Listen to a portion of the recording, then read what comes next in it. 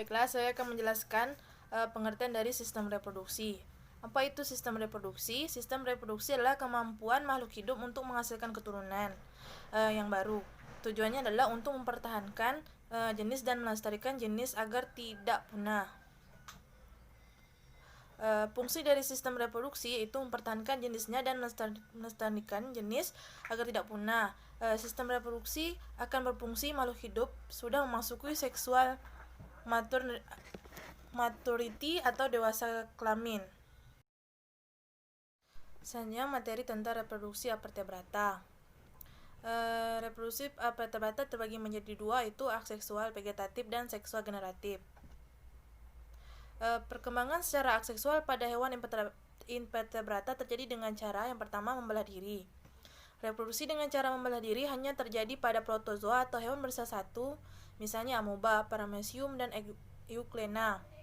Proses pembelahan diawali dengan proses pembelahan inti sel menjadi dua, kemudian diikuti pembelahan sitoplasma menjadi dua bagian yang masing-masing menyelubungi masing-masing nukleus tersebut. Fragmentasi adalah perkembangbiakan dengan memotong bagian tubuh, kemudian potongan tubuh tersebut tumbuh menjadi individu baru. Hewan yang melakukan reproduksi secara fragmentasi adalah cacing planaria. Hanya pembentukan tunas. Tunas adalah cara berkembangbiakan di mana individu baru merupakan bagian tubuh dari induk yang terlepas kemudian tumbuh. Contoh hewan yang berkembangbiak dengan membentuk tunas ialah Hydra sp. Selanjutnya pembentukan spora atau sporulasi.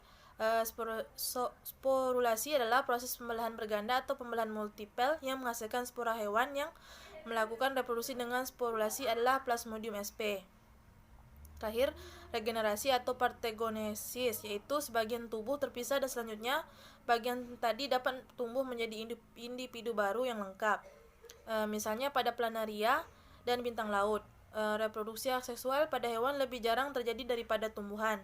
Biasanya reproduksi aseksual merupakan suatu alternatif dan bukan pengganti reproduksi seksual.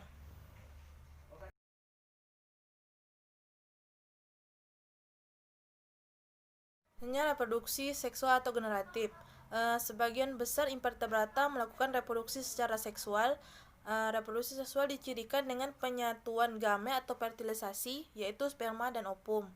Fertilisasi pada invertebrata sering dijumpai pada cacing tanah yang bersifat hermaprodit atau satu individu menghasilkan sperma dan ovum. Adapun macam-macam reproduksi seksual adalah sebagai berikut. Yang pertama, konjugasi, yaitu persatuan antara dua individu yang belum mengalami spesialisasi seks. Terjadi persatuan inti, karyogami, dan sitoplasma plasmogami, contohnya pada Paramecium sp.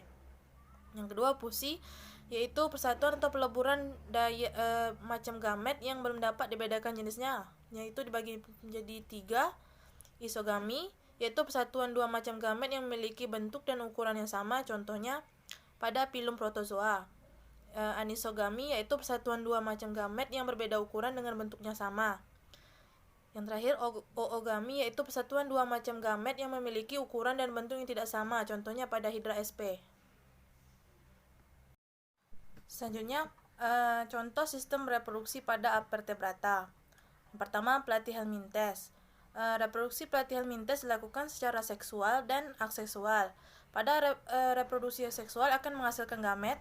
Fertilisasi ovum oleh sperma terjadi di dalam tubuh atau internal.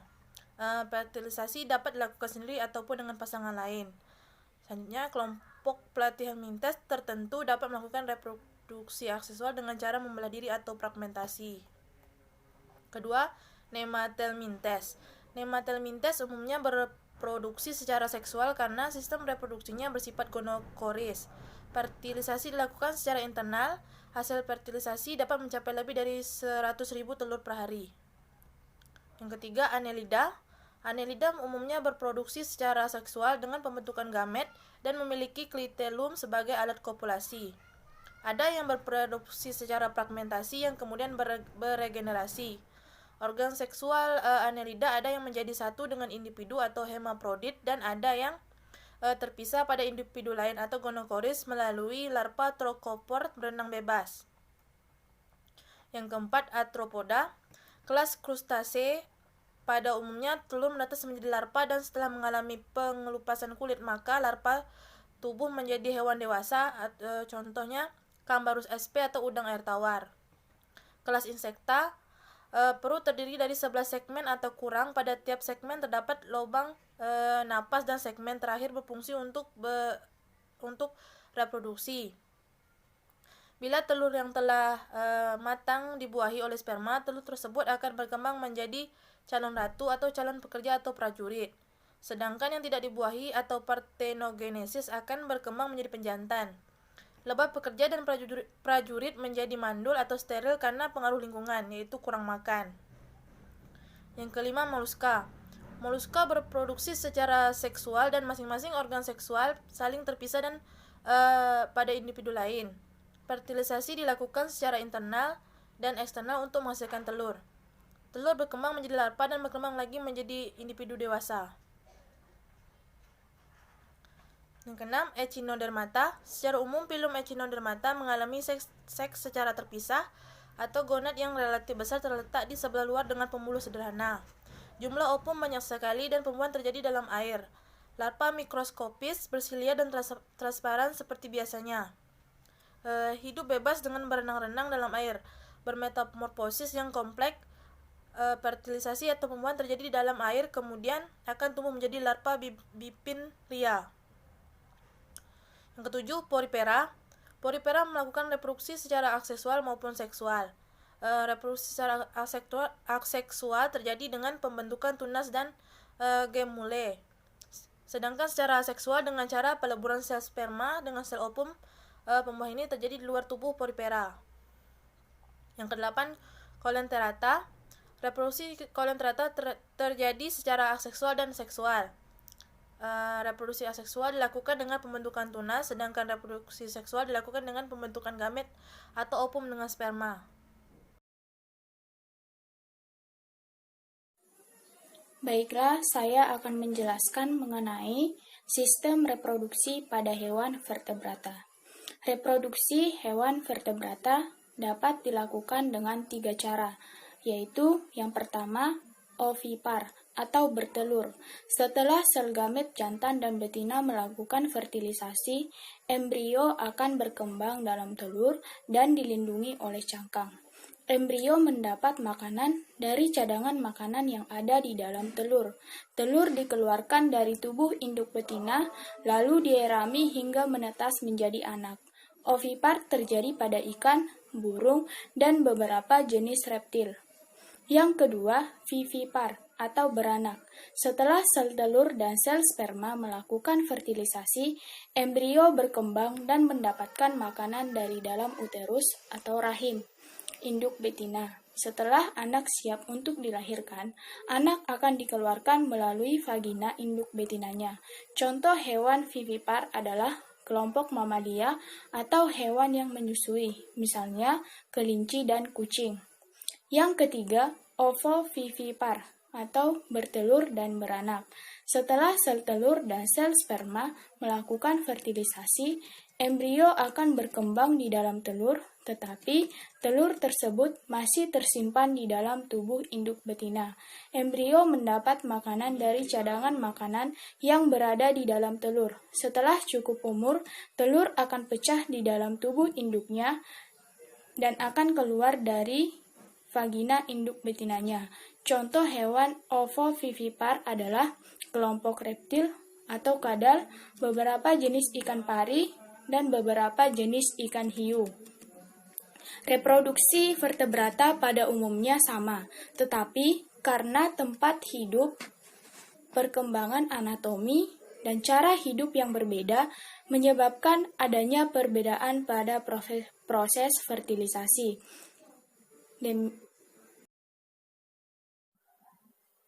Selanjutnya, saya akan menjelaskan contoh sistem reproduksi pada hewan vertebrata. Yang pertama, Pisces, pembuahan ikan secara eksternal. Ikan betina mengeluarkan ovum yang tidak akan berkembang lebih lanjut apabila tidak dibuahi oleh sperma. Ovum tersebut dikeluarkan dari ovarium melalui ovinduk dan dikeluarkan melalui kloaka. Saat akan bertelur, ikan betina mencari tempat yang rimbun oleh tumbuhan air atau di antara bebatuan di dalam air. Bersamaan dengan itu, ikan jantan juga mengeluarkan sperma dari testis yang disalurkan melalui saluran urogenital atau saluran kemih sekaligus saluran sperma dan keluar melalui kloaka sehingga terjadi fertilisasi di dalam air atau fertilisasi eksternal. Yang kedua, amfibi. Pada awalnya, katak betina dewasa akan bertelur. Kemudian, telur tersebut akan menetas setelah 10 hari. Setelah menetas, telur katak tersebut menetas menjadi berudu. Berudu hidup di dalam air setelah berumur 2 hari. Berudu mempunyai insang luar yang berbulu untuk bernapas. Setelah berumur 3 minggu, insang berudu akan tertutup oleh kulit. Menjelang umur 8 minggu, kaki belakang berudu akan terbentuk kemudian membesar ketika kaki depan mulai muncul. Umur 12 minggu, kaki depannya mulai berbentuk insang. Tak berfungsi lagi ekornya menjadi pendek serta bernapas dengan paru-paru. Maka bentuk dari muka akan lebih jelas. Setelah pertumbuhan anggota badannya sempurna, katak tersebut akan berubah menjadi katak dewasa dan kembali berkembang biak. Yang ketiga, reptil. Kelompok reptil seperti kadal, ular, dan kura-kura merupakan hewan-hewan yang fertilisasinya terjadi di dalam tubuh atau fertilisasi internal. Umumnya, reptil bersifat ovipar, namun ada juga reptil yang bersifat ovovivipar, seperti ular garter dan kadal. Telur akan menetas di dalam tubuh induk betinanya. Reptil betina menghasilkan ovum di dalam ovarium. Ovum kemudian bergerak di sepanjang ovinduk menuju kloaka. Reptil jantan menghasilkan sperma di dalam testis. Sperma bergerak di sepanjang saluran yang langsung berhubungan dengan testis, yaitu epididymis. Dari epididymis, sperma bergerak menuju vas deferens dan berakhir di hemipenis. Hemipenis merupakan dua penis yang dihubungkan oleh satu testis yang dapat dibolak-balik seperti jari-jari pada sarung tangan karet. Yang keempat, aves. Fertilisasi akan berlangsung di daerah ujung ovinduk pada saat sperma masuk ke dalam oviduk. Ovum yang telah dibuahi akan bergerak mendekati kloaka. Saat perjalanan menuju kloaka di daerah oviduk, ovum yang telah dibuahi sperma akan dikelilingi oleh materi cangkang berupa zat kapur. Telur dapat menetas apabila dierami oleh induknya. Suhu tubuh induk akan membantu pertumbuhan embrio menjadi anak burung. Anak burung menetas dengan memecah kulit telur dengan menggunakan paruhnya. Anak burung yang baru menetas masih tertutup matanya dan belum dapat mencari makanan sendiri, serta perlu dibesarkan dalam sarang. Dan yang terakhir adalah mamalia. Proses reproduksi pada mamalia yaitu sel telur yang telah dilepaskan dari ovarium atau ovulasi keluar melalui saluran telur dan akhirnya sampai di uterus. Jika sel telur ini dibuahi oleh sperma, akan terbentuk zigot yang akan tumbuh dan berkembang menjadi embrio. Sebagian mamalia mampu mengandung lebih dari satu embrio. Setiap embrio memperoleh nutrisi dan oksigen dari plasenta yang dihubungkan melalui tali pusar. Jika sudah tiba masa lahirnya, embrio lepas dari uterus dan dikeluarkan melalui vagina. Demikian penjelasan materi dari saya. Terima kasih.